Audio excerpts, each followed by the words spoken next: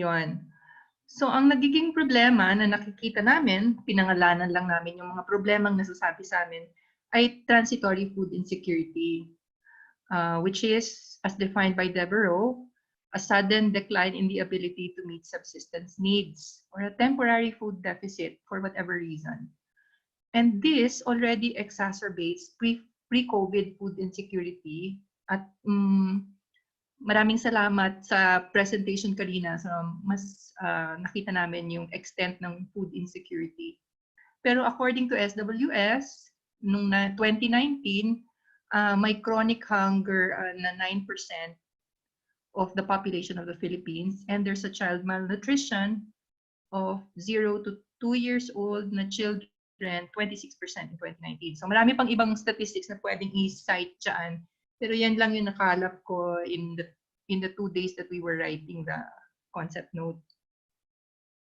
So yon, so meron ng dating food insecurity, nagkakaroon pa ngayon ng transitory food insecurity, yung ngayong emergency phase because of the lockdowns, na-exacerbate yung dati ng meron. For this, we're using. Hi, Jess.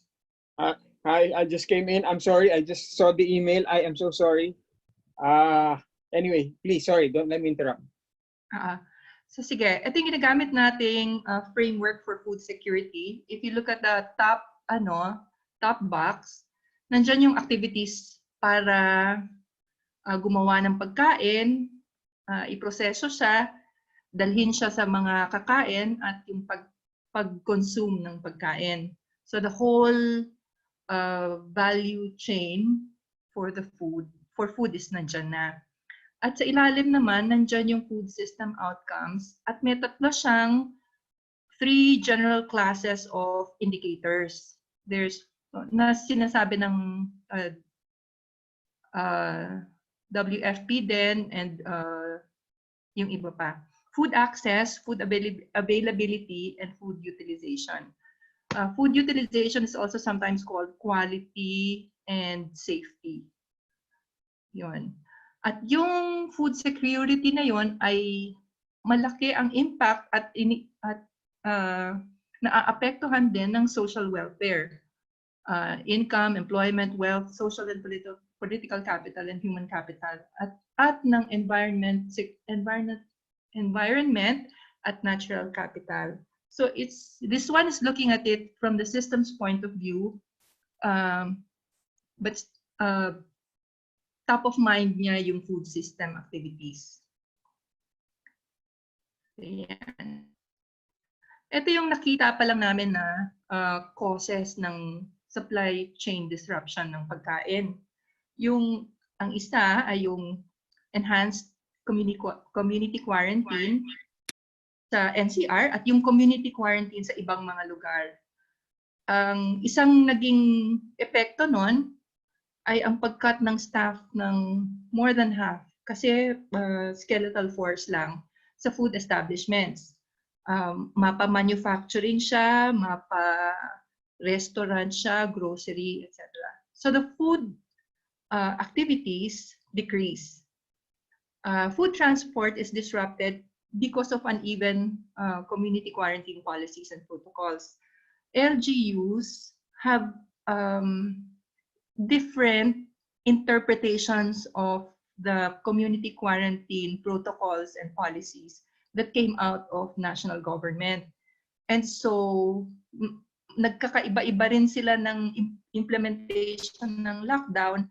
Minsan may lockdown sa City A, sa City B ay wala, tapos sa City C ay meron, pero kailangan mag-move ng pagkain across all those cities.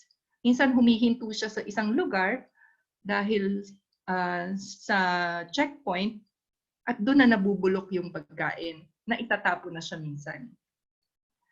Yun. Ang supply chain ay na-disrupted because of the lack of food reserves. Normally, groceries, at makikita nyo na ngayon, empty na ang shelves ng mga groceries.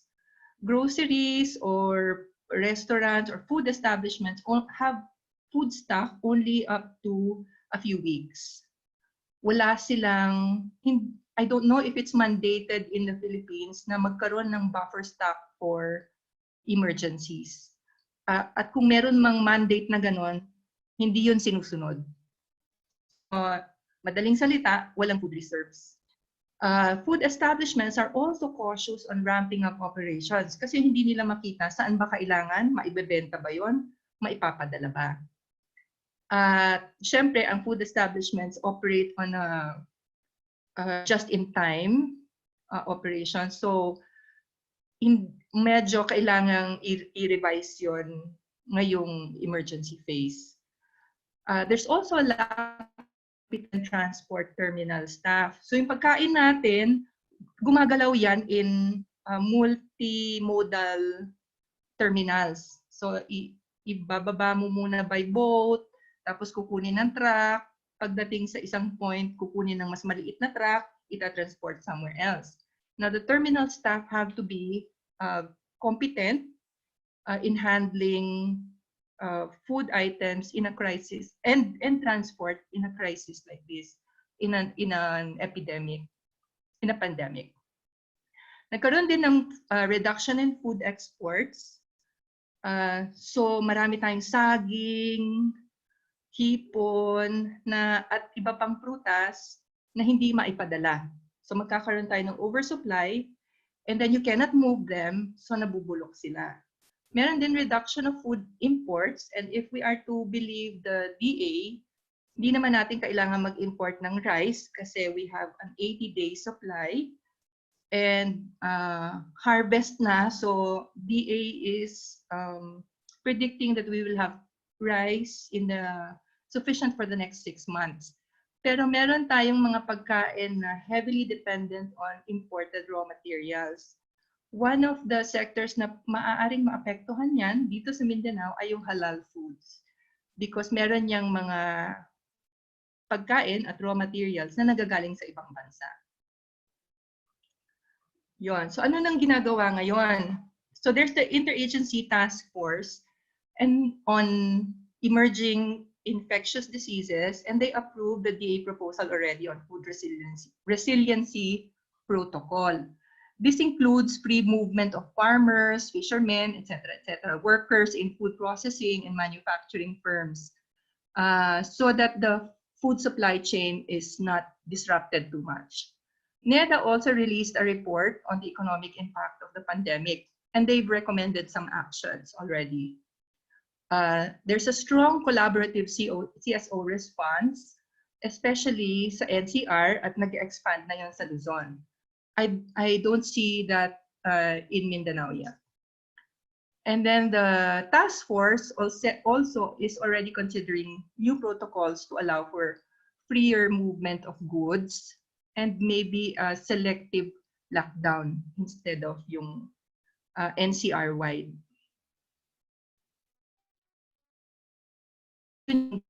So, meron pa ring mga gaps yon. Una-una, there's a very heavy focus on the emergency phase, which is naintindihan natin bakit may ganoon. Dito sa emergency phase na ito, kailangan natin ng rapid data gathering for real-time needs. Sa post-lockdown, or halimbawa magkaroon ng selective lockdown, kailangan natin ng food supply chain monitoring. Mas kailangan natin doon kasi hindi na centralized yung pag-deliver, etc. So magkakaiba na ngayon ng mga policies per barangay or per LGU. There's also very little data-driven decision-making that's happening because the COVID caught us flat-footed. NEDA is now requesting for suggestions for a post-lockdown plan. There's no as far as I can see, wala pang post-COVID scenario-based planning. Ano ang magiging new normal using systems thinking? There also needs to be impact monitoring at hindi pa yan nagagawa ngayon dahil ang isip ng tao ay nasa emergency phase pa. And then there needs to be, when all of this is done, we're going back to our normal lives, the new normal, we need to look back at best practice and innovation. Ano ba yung nag-work? Ano yung hindi? Saan tayo pumalpak? How can we do it better? So if the next pandemic arises, we're better prepared. Yun. So anong solusyon natin? We'd like to bridge that gap by deploying adaptive learning tools. So ang sinasabi natin, hindi pwede yung normal na, hindi pwede yung business as usual at this point. Normal planning methods, normal operational planning methods, hindi siya pwede ngayon. So we'd like to deploy adaptive learning tools to gather data and information on the food value chain. Saan siya na-disrupt? Paano tanggalin yung impediments? And then quickly plug these data sets into an online platform, web-based. Ang iniisip namin pa, hindi pa yan siya cast in stone. Iniisip pa lang namin sa web-based portal where you can put in all the data there in order to monitor the movement of food, medicine, and essentials. And then produce policy and action recommendations for decision making. Like we said, ang LGUs ang magiging key dito. So we're hoping that there would be weekly listening sessions, ang term ni Jess, listening sessions para magkaroon ng policy and action from the LGUs, hopefully inter-LGUs and intersectoral. We aim to explore innovative, data-driven, and technology-based solutions to food security challenges during the disruption. And this will hopefully reduce transitory food insecurity and increase our resilience in a pandemic. Ito yung specific objectives. Medyo malapit na 14 days na lang, 13 days na lang. Number 1 is to create a data and information set. Food supply, food demand, logistics, sourced from even the remotest areas using small bandwidth apps and social mob methods. And then the second is to organize observatories. Diyan the data gathering, or rapid scanning, data gathering, not just of the disruptions in the food supply chain, but also innovations and best practice that maybe can be taught to others and maybe can be adapted and deployed quickly. Also, itong mga information na to na magagather will go towards some scenario building activities later. And then the third is to come up with data-driven, technology-based solutions to food security challenges during these times. Ang mga outputs ito, ang una ay data sets, both yung data sets na static and live data sets, a web-based portal, but this one is in a separate project, hindi covered nitong na to. Bi-weekly policy notes provided to decision makers, whether national government, businessmen ba yan, LGU ba yan. Curated cases of good practice, and later on, when all of this is done, we're hoping to have monographs on food policy. Hindi ko na isama dito are the weekly listening sessions. So lahat yung mga information na yon, yung policy notes na yon, they will be used in weekly listening sessions. So ang approach is adaptive learning because TFI is a complex adaptive problem, and we're hoping to use the toolbox in problem-driven iterative adaptation. We also use the social lab strategy. So the whole Mindanao Food Highway is lodged under the Mindanao Futures Lab. So collaborative to, we're hoping. Already we have many partners that expressed willingness to be part of this. And then we hope to come out with immediately usable outputs for decision making. Yun. Maraming salamat po.